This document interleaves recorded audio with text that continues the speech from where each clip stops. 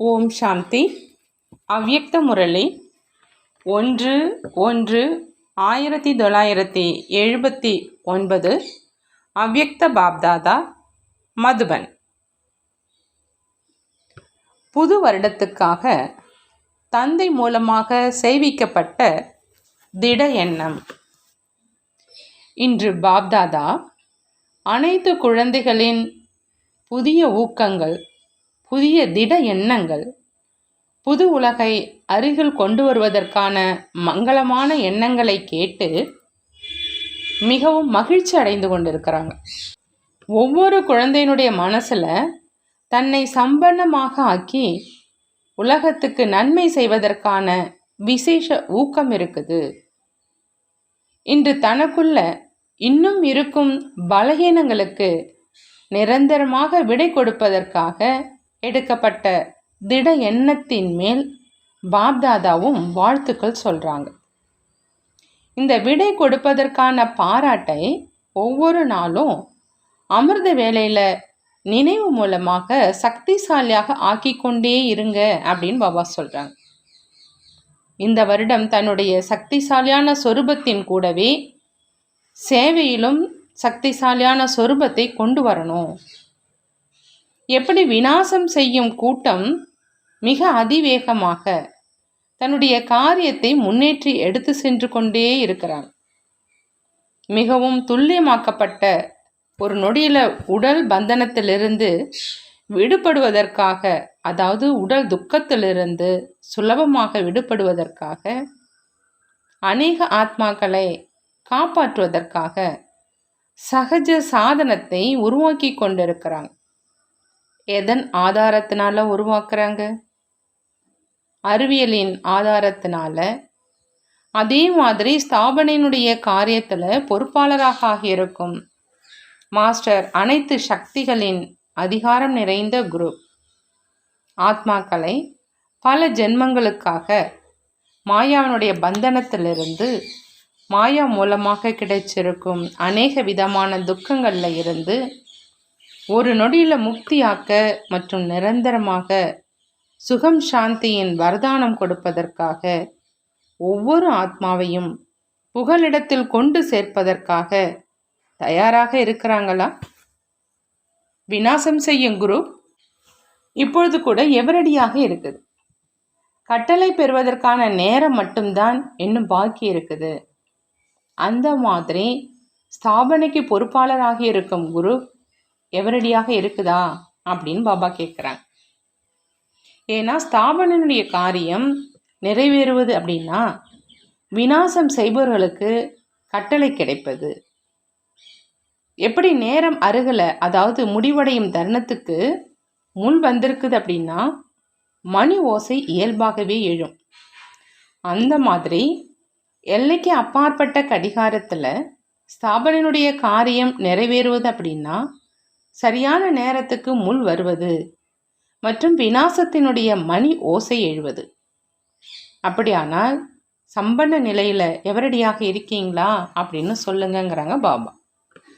இன்று அமிர்த வேளையில இருந்து புது வருடத்துல குழந்தைகளின் புதிய ஊக்கத்தை கேட்டு பாப்தாதா இருவரிடையிலும் ஒரு புது தலைப்பின் மேல் ஆன்மீக உரையாடல் நடந்தது. பிரம்மா கூறினாங்க, முக்தியினுடைய கதவு எப்பொழுது திறக்கும்? தந்தை சொல்றாங்க, எதுவரை முக்தியின் கதவை பிரம்மா திறக்கவில்லையோ அதுவரை மற்ற ஆத்மாக்களும் முக்தியில செல்ல முடியாது. பிரம்மா சொல்றாங்க, இப்போ சாவியை போடவா? தந்தை சொல்றாங்க, திறப்பு விழாவை தனியாக செய்யணுமா அல்லது குழந்தைகளோடு செய்யணுமா? பிரம்மா சொல்றாங்க, நேரடி மற்றும் மாற்றாந்தாய் குழந்தைகளின் துக்கம் நிறைந்த ஓசை துடிப்பதனுடைய ஒளியை கேட்டு கேட்டு இப்பொழுது இரக்கம் வருது. ஸோ பாபா சொல்றாங்க, குழந்தைகள்ல அனைவரையும் விட வெற்றி ரத்தினமாக யார் இருக்கிறாங்களோ அவங்க விதவிதமான சம்பந்தம் மற்றும் சொரூபத்துல பிரம்ம பாபாவினுடைய ஆத்மாவின் கூடவே துணைவர்களாக ஆகிறவங்க. அந்த மாதிரி துணையாக இருக்கும் வெற்றி ரத்னங்களின் மாலை தயாராக ஆயிடுச்சான்னு கேட்குறாங்க. யாருக்கு தொடக்கத்தில் இருந்தே உடன் வாழ்வோம், உடன் இறப்போம் என்ற இதே எண்ணம் இருந்ததோ, ஏதாவது வேறு ரூபத்தில் மற்றும் சம்பந்தத்தில் உடன் இருப்போம் என்று அவர்களுக்கும் கொடுத்த உறுதிமொழிக்கு ஏற்றபடி துணைவர்கள் இன்றி எப்படி சாவியை போடுவீங்க அப்படின்னு கேட்குறாங்க. அப்படி புது வருடத்திற்கான பிரம்மாவின் புதிய எண்ணத்தை கேட்டீங்களா அப்படின்னு கேட்குறாங்க பாபா.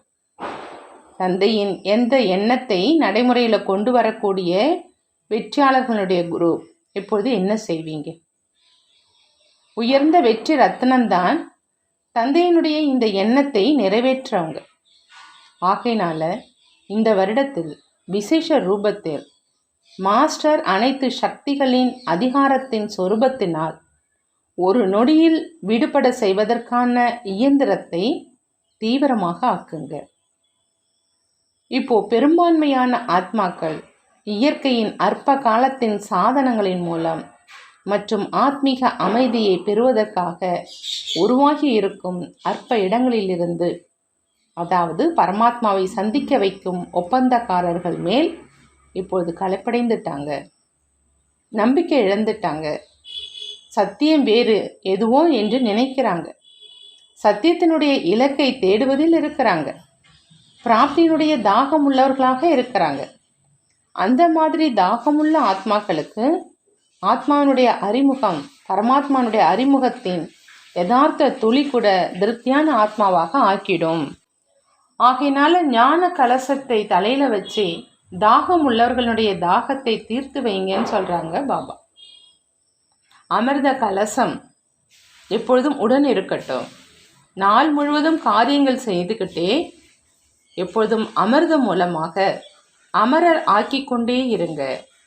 அப்பதான் பிரம்ம பாபாவின் கூடவே முக்தியின் கதவுகளின் திறப்பு விழாவை செய்ய முடியும். இப்பொழுதோ பவனங்களினுடைய திறப்பு விழா செஞ்சிட்டு இருக்கீங்க. இப்போ விசாலமான கதவினுடைய திறப்பு விழா செய்யணும். அதற்காக எப்பொழுதும் அமரர் ஆகுங்கள், மேலும் அமரராக ஆக்குங்கள் அப்படிங்கிறாங்க பாபா. அமர்பவ என்பதனுடைய வரம் பெற்றோராக ஆக்குங்கள். இப்பொழுது முயற்சி செய்யக்கூடிய ஆத்மாக்கள் யார் இறுதி மிக பலகீனமான ஆத்மாக்களோ, அந்த மாதிரி பலகீனமான ஆத்மாக்களுக்கு முயற்சி செய்வதற்கான சக்தி கூட இல்லை. அந்த மாதிரி ஆத்மாக்களுக்கு தன்னுடைய சக்திகள் மூலமாக சக்தி நிறைந்தவர்களாக ஆக்கி பிராப்தியை செய்வீங்க அப்படிங்கிறாங்க பாபா. ஆகவே ஞானம் நிறைந்தவரை கூட அதிகமாக இப்பொழுதும் வரம் அளிப்பவரினுடைய பங்கை செய்யணும். கேட்பதற்கான சக்தி கூட இல்லை, இந்த மார்க்கத்தில் செல்வதற்கான சக்தியும் இல்லை. ஏதாவது கிடைத்திடணும் அப்படிங்கிற தியாகம் உள்ளவர்களாக மட்டும் இருக்கிறாங்க. அந்த மாதிரி அநேக ஆத்மாக்கள் உலகத்தில் அலைஞ்சிட்டு இருக்கிறாங்க. நடப்பதற்கான கால், அதாவது தைரியத்தையும் நீங்கள் கொடுக்கணும். அப்படின்னா தைரியத்தினுடைய கையிருப்பு சேமிப்பில் இருக்குதா? அமிர்த கலசம் நிரம்பி இருக்குதா? குறையில்லாமல் இருக்குதா? இடைவிடாது இருக்குதா? வரிசையை நிறுத்தலாமா? அதாவது கியூவை நிறுத்தலாமா? தன்னுடைய கியூவை முடித்துட்டீங்களா அப்படின்னு கேட்குறாங்க பாபா. ஒருவேளை தன்னுடைய கியூவில் பிஸியாக இருந்தீங்க அப்படின்னா மற்ற ஆத்மாக்களை சம்பன்னமாக எப்படி ஆக்குவீங்க? ஆகையினால இந்த வருடத்தில் தன்னுடைய கியூவை முடித்திடுங்க. என்ன ஏன் என்ற வார்த்தைகளை மாற்றுங்க. ஒரே ஒரு வார்த்தை இருக்கட்டும். அனைவருக்காகவும் எண்ணம் மூலம், வார்த்தைகள் மூலம் வரமளிக்கும் வார்த்தை இருக்கட்டும். வரமளிப்பவராக இருங்க. வரதானங்களுடைய மழையின் சொற்பொழிவு இருக்கட்டும். யார் கேட்டாலும் இது சொற்பொழிவு அல்ல, ஆனால் வரதானங்களினுடைய மலர்களின் மழை பொழிந்து கொண்டிருக்குது அப்படின்னு அனுபவம் செய்யட்டும். அப்போதான் திறப்பு விழா செய்வோம். புது வருடத்தில் இந்த புதுமையை தான் செய்யணும் அப்படிங்கிறாங்க பாபா. நல்லது. அப்படி எப்பொழுதும் அமிர்த கலசம் தரித்தவர், ஒவ்வொரு எண்ணத்தினால் வரமளிப்பவராகி அநேக ஆத்மாக்களின் தைரியத்தை அதிகரிக்கக்கூடிய, தைரியம் வைப்பது குழந்தைகளுடையது, உதவி செய்வது தந்தையினுடையது என்று அந்த மாதிரி எவரடியாக இருக்கும் பிரம்மா பாபாவுடன் எப்பொழுதும் தன்னுடைய பங்கை சேர்த்தே செய்யக்கூடிய அந்த மாதிரி வெற்றி ரத்னங்களுக்கு, சம்பன்ன ஆத்மாக்களுக்கு பாப்தாதாவின் அன்பு நினைவுகள் மற்றும் நமஸ்காரம் செய்கிறாங்க.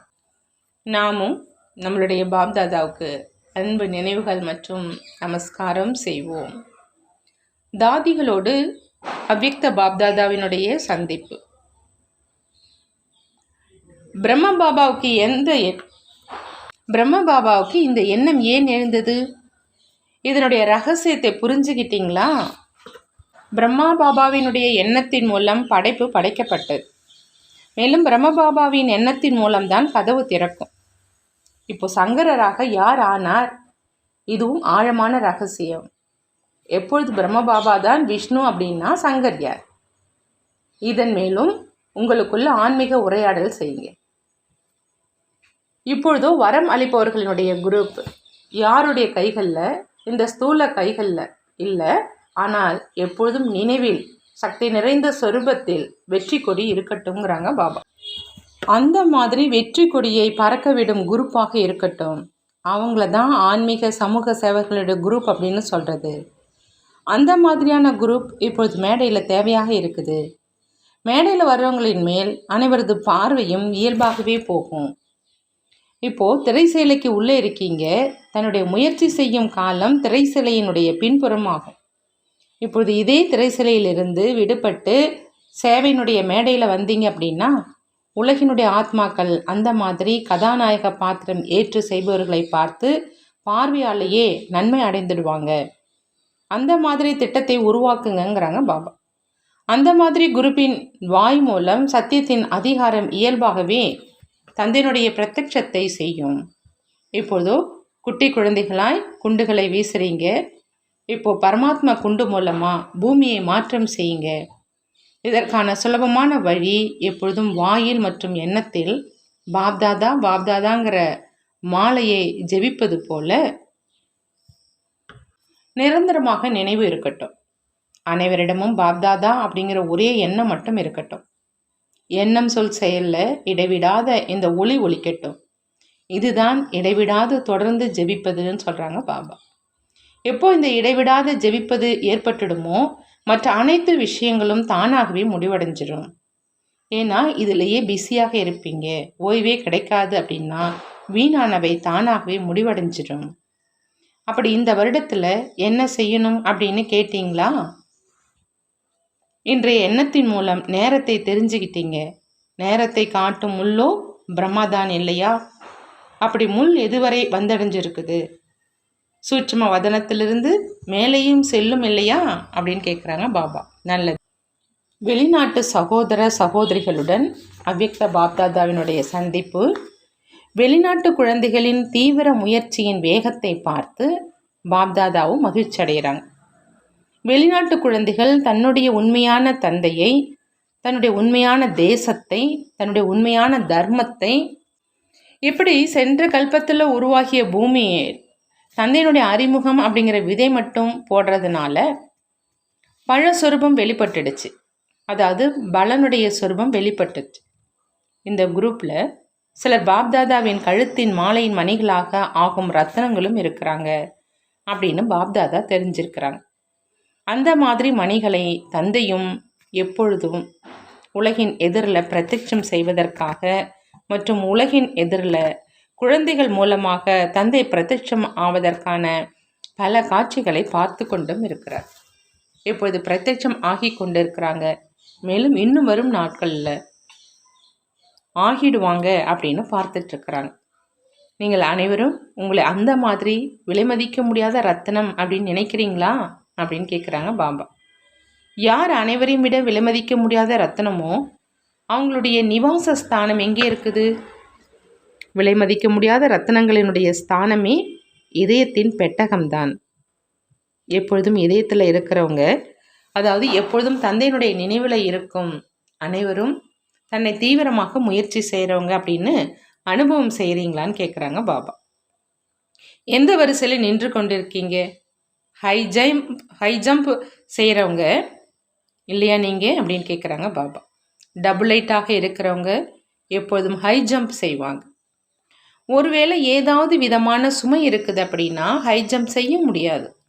அனைவரும் காணாமல் போய் கண்டெடுக்கப்பட்டவங்க அப்படின்னா தந்தையினுடைய அறிமுகம் கிடைச்ச உடனேயே சகஜ யோகா மூலமாக தந்தையை சுலபமாகவே தெரிஞ்சுக்கிட்டீங்க. கடினத்திற்கான அனுபவம் ஆகலை. கடினத்தை சுலபமாக ஆக்குவதற்கான வழி தந்தையின் எதிரில் அமர்ந்துட்டீங்க அப்படின்னா எப்பொழுதும் தன்மேல் வரதான கை இருப்பதாக அனுபவம் செய்வீங்க. ஒரு நொடியில் அனைத்து பிரச்சனைகளுக்கும் தீர்வு கிடைச்சிடும். ஆனால் தந்தையின் எதிரில் யாரால் அமர முடியும்? யார் தந்தையை என்னவாக இருக்கிறார், எப்படி இருக்கிறார், அப்படியே தெய்வீக கண் மூலமாக புத்தி மூலமாக தெரிந்து விட்டாரோ மற்றும் பார்த்து விட்டாரோ அவர்தான். இந்த ஆத்மாக்கள் உலகின் எதிரில் ஒரு உதாரணமாகி அநேக ஆத்மாக்களின் நன்மைக்காக ஒரு நல்ல அடி எடுத்து வச்சிருக்கிறாங்க அப்படின்னு தந்தை தெரிந்திருக்கிறார். உலகம் உங்களை பின்பற்றி நடக்கும் அப்படிங்கிறாங்க பாபா. நல்லது.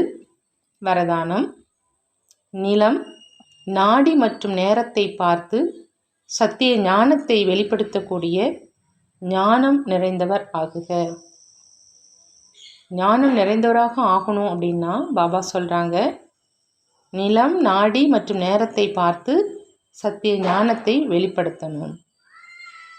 தந்தையினுடைய இந்த புதிய ஞானம் சத்திய ஞானம். இந்த புதிய ஞானத்தின் மூலமாக தான் புதிய உலகம் ஸ்தாபனை ஆகுது. இந்த அதிகாரம் மற்றும் போதை சொரூபத்தில் வெளிப்பட்டு கொண்டிருக்கட்டும்ங்கிறாங்க பாபா. ஆனால் யாராவது வந்த உடனேயே புதிய ஞானத்தின் புதிய விஷயங்களை கூறி குழப்பமடைய செஞ்சிடுங்க அப்படின்னு அர்த்தம் கிடையாது. நிலம், நாடி மற்றும் நேரம் அனைத்தையும் பார்த்து ஞானம் கொடுப்பது என்பதுதான் ஞானம் நிறைந்த நிலையின் அடையாளம்னு பாபா சொல்கிறாங்க. ஆத்மாவுடைய விருப்பத்தை பாருங்க, நாடி பிடிச்சு பாருங்க, நிலத்தை தயார் செய்யுங்க.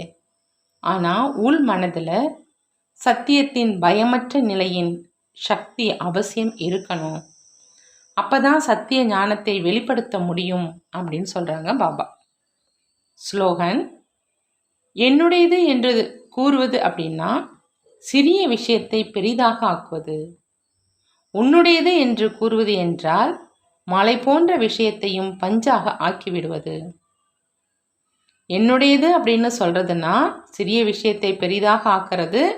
உன்னுடையது அப்படின்னு சொல்கிறது அப்படின்னா மலை போன்ற விஷயத்தை பஞ்சாக ஆக்கிவிடுவது. நல்லது. ஓம் சாந்தி. நன்றி பாபா. நன்றி.